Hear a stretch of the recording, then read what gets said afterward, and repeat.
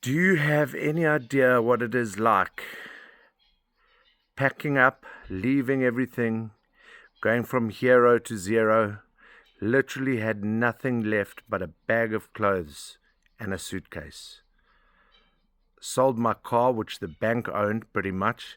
So I got scrap, got a little bit of change, borrowed a little bit of money, and got a flight to Zimbabwe.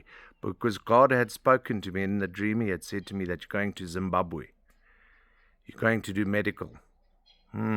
Strange, because I only had a standard 7 biology, which I wasn't very good at either. And I think I failed all my tests in biology because I knew I wasn't taking that subject. So now I'm meant to believe God that I've got to go to Zimbabwe and do medical. It was a bit of a shock, tested my faith completely. But the thing is, the dream was so real that I knew it wasn't just a coincidence. I knew that what I was going into. And somehow I pulled through it. Arrived in Zimbabwe, stayed in all I can describe as a little hole for the first 2 nights. And then Doc said to me, hey, listen, we'll get you a little granny flat, which was a converted servant's quarters with the outside bathroom and toilet. And it was a far cry from what I was used to. Anyway, I met Doc Messiah, who's one of my closest and most trusted and best friends now. I'd spoken to him once on the phone before I'd left, and I think this guy must have thought this man is crazy, which I still think he believes still today is slightly offbeat, which I'll acknowledge is correct. Anyway, so we're chatting a little bit about it and about what we wanted to do and what he did, and we came up with diagnostics. I knew a little bit about diagnostics from South Africa and through a colleague and a friend, etc. And decided, well, this is what we're going to do. Let's do diagnostics. I know I'm here for a purpose, so we'll do diagnostics. Point being is my faith was what got me through. I can remember the first night going into the third night when I moved into this servant's quarters, getting on my knees and saying, God, you've brought me here, I've followed, I'm obedient, I've got no money, I'm on absolute rations for food, can't go out because I've got no money to socialize, so I'm stuck here. Don't really know Doc. He's not my mate as such yet, but I know that you've got a plan for me. And I can remember getting on my knees and just praying, please, you asked me to come, I'm your servant, and I'm just going to do what you're going to do. So anyway, I chatted a bit to Doc, I had a few samples of a few products, etc. And a friend of mine, a very close and great friend, Terry, had said to me, when you go out and you go and sell, you must go out in your best clothes and you must look smart, you must look the part. And Bruce went into the districts of where all the medical places are in Harare. Forget what it's called right now. And I laugh still to this day. I must have looked like a Jehovah's Witness knocking door to door.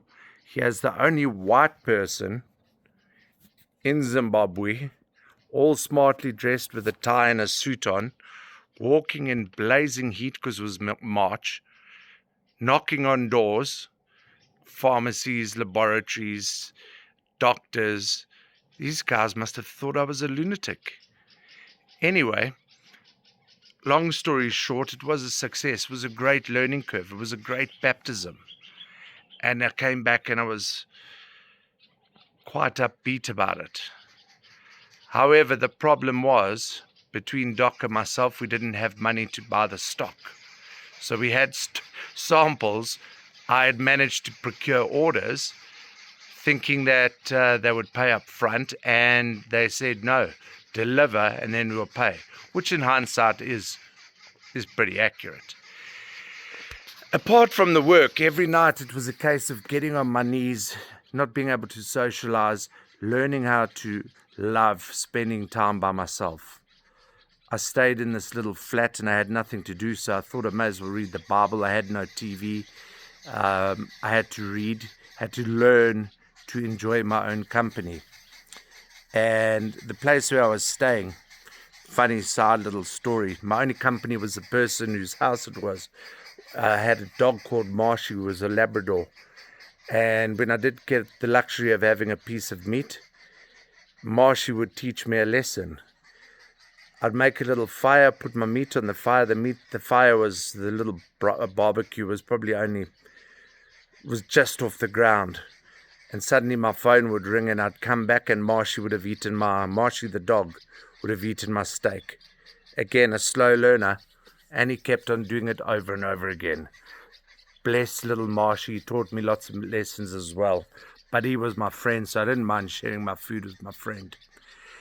Anyway, cutting a long story short about Zimbabwe, didn't make friends, went to church, felt like a bit of an outsider, so I felt like it was easier just to stay at home and do my own services and read the Bible. But the whole time I knew that I was there with a purpose and that God was not going to abandon me. God would never have sent me there in that dream to say to me that you're going to into the medical industry and you're going to make a success. New country, new start. I'd got out of Durban. Durban had been my hometown for 45 years. And that was really where I started to change as a person. You know, sometimes they say that you can't change in the place that made you sick. And, you know, there'd been lots of drugs and issues and people watching my life. And everyone knew my business and I was very sociable and I was outgoing, etc. Now I'm cooped up. It was actually like a cell, except I had no bars. Only difference is I had no money. The bars were the fact that I had no money to do anything.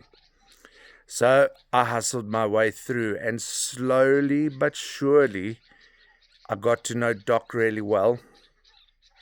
Got to learn the tools of the trade of medical because I had time on my hands. I spent my time learning and studying.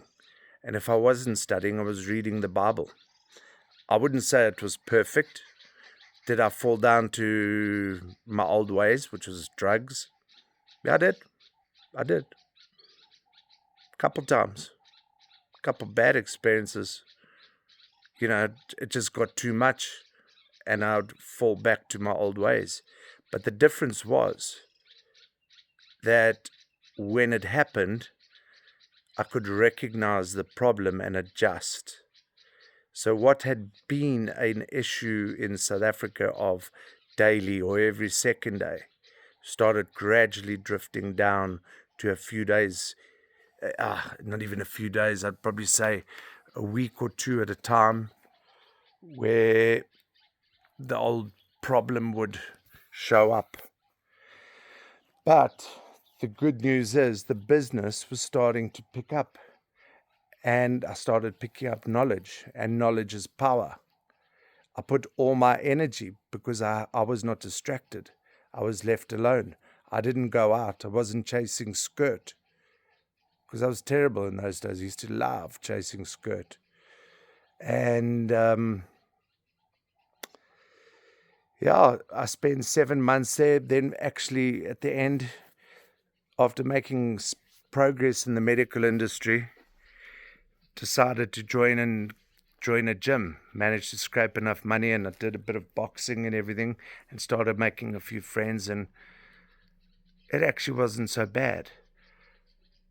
But the most important thing was I learned to love Bruce again because I had no choice. I'd been running away from my own self. And most of the time, that's what we do. We're running away from our own self. So we're using substance addictions, food, alcohol, gambling, because we need to be entertained. And when you're left alone, you have no choice but to entertain yourself. So I threw myself into the book, into the Bible, into my studies. And little by little did I start gaining in confidence again. Didn't mean I had money. I was still stone cold broke. Anyway, things went well. I was there for about 8 months. Me and Marshy, he ate my steak. Most times I had a braai. And then I got a call to come back to South Africa. I did have a small little business which had been crumbling, and had a few disputes within the business, and I had to come home. And came back to South Africa. But the funny thing is, I'm going to leave you with this. You will find out how many friends you really have, whether it's family or friends. And I'm not ditching anyone who didn't help me. I had nobody, absolutely nobody was prepared to pick me up and help me when I came back. And I'm going to leave that for part 8, because this is part 7. My journey back to South Africa, and how when you think that you've got true friends, you don't. You can count your true number of friends probably on one hand. If you're lucky, you'll get to 2. But one hand, I didn't even have one hand. People, I had strangers helping me when I came back to South Africa. And that was I think it was about the 28th of July. I had no choice. I had to borrow money to get a ticket back to South Africa. Zimbabwe had been a success. People thought, he's come back, he's failed again. I never failed. That was the start of the rebirth. I started searching for Jesus. I prayed every night. Started reading the Bible. Worked hard. Worked like a dog. Started to learn the lessons that I'd forgotten. But I had to do that in isolation, and a place where I had no eyes on me, and I was able to be left alone to do my thing. Anyway, if you haven't got hope, trust me, you need to watch the next part, because that's when things start to change. So all I'm saying to you, if you're feeling hopeless today, never quit. Do not give up, because anything is possible. And if God speaks to you, whether it's a dream, whether it's in a sign, however he speaks to you, even if it's just in your heart or in your mind, obey. He doesn't get it wrong, because there's a happy ending to the story. Anyway, I look forward to you in part 8. Please do me a favor. If you're watching this on YouTube or LinkedIn or Status, please do me a favor. Can you share this out? People need to hear these messages. They need to see it, because there's a lot of people that suffer in silence. They've got egos. They don't want to hear it. But, that's why I'm not scared to come out and tell you the raw truth about what actually happened and how I could have been a hero and go from a hero to 0. And if I can do it, you can do it. So please like it. Please share this. And subscribe to my little YouTube channel. Hopefully it's going to help other people through my struggles, because I don't want my struggles to be a waste. Anyway, God bless. Hope you have a wonderful evening.